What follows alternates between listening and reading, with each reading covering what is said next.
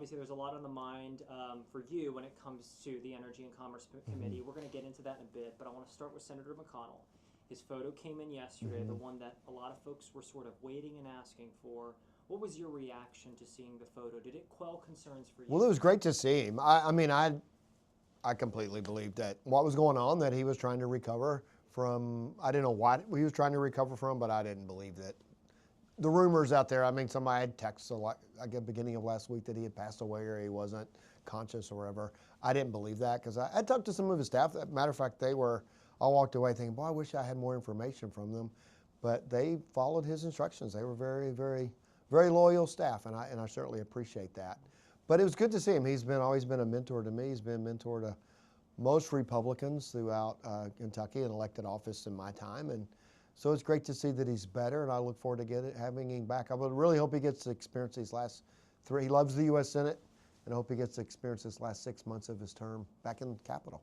As a Kentucky Republican, were you satisfied seeing a photo with him and Secretary Chow, and quite a lengthy statement? I mean, he even talked about some of the personal reasons why it's hard for him at this stage in his life to admit that he's struggling with When something. I read that statement, I could hear his voice saying it. I mean, exactly what I would have expected him to have said. Yeah, I think it's difficult. We've had another experience. We have a colleague of mine on our committee that had a depression. He came back and said that, but he was gone for a few weeks, and nobody really knew where he was. He knew he was in the hospital or getting medical treatment is what we heard, and he just didn't want to.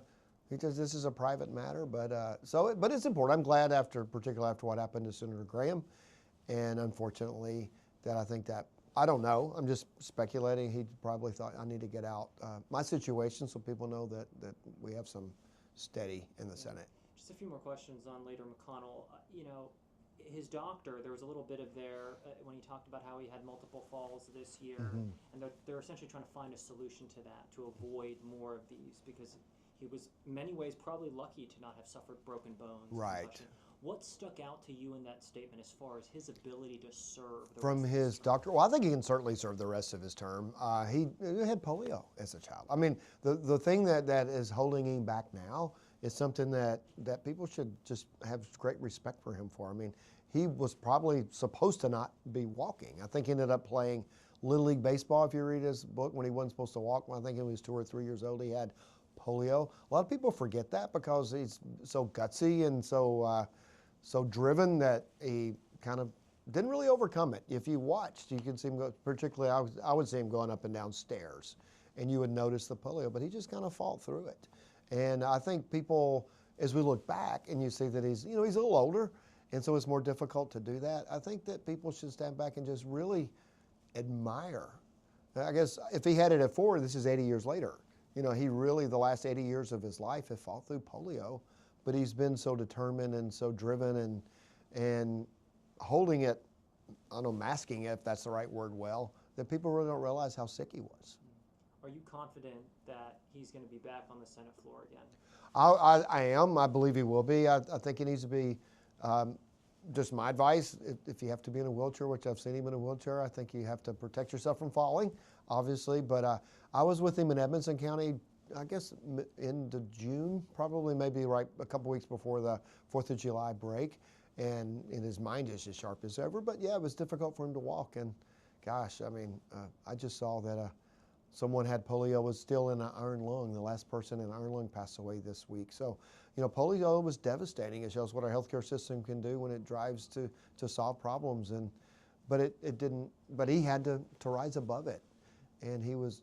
But if you read his book or you ever talk to him or people around him, it was just pure determination. And I believe he'll show that same determination, be back on the Senate floor. Have you heard from him recently? I know you said you I haven't personally talked with him. I've sent him texts. I have not personally talked with him. Okay, so since this new update, you haven't... I have not talked to him since the new update. I've talked to some people in his office, but not him. Gotcha. Yeah. Finally, on this topic, the governor was on MS Now yesterday with Reverend Al Sharpton, and they were talking. This was actually about 8 minutes before the McConnell update came down. So the governor was still sort of urging, in his words, like to tell Kentuckians what's happening.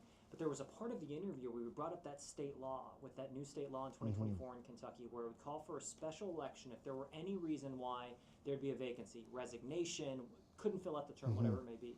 And the governor suggested that the Kentucky Constitution may give him the ability, even with this new law, to appoint any kind of state officer. So he was sort of suggesting that he may not follow this law. that he may appoint anyway. I don't know if you had heard about that. I have not heard that or seen I it. wanted to get your... But the final determination of people who sit in the Senate, it's clear in the U.S. Constitution, is the Senate itself. So he'll have whoever, if he chooses to disregard state law and send somebody to the Senate that John Thune and a majority of Republicans say isn't according to law, that trumps everything. It's clear. The House gets to seat who the House wants to seat. The Senate gets to seat who it wants to seat. And so that person wouldn't get sworn in, possibly, is kind of what you're... the Senate would have the Senate has, I don't think there's any question in the Constitution, the Senate has the final say who's a senator.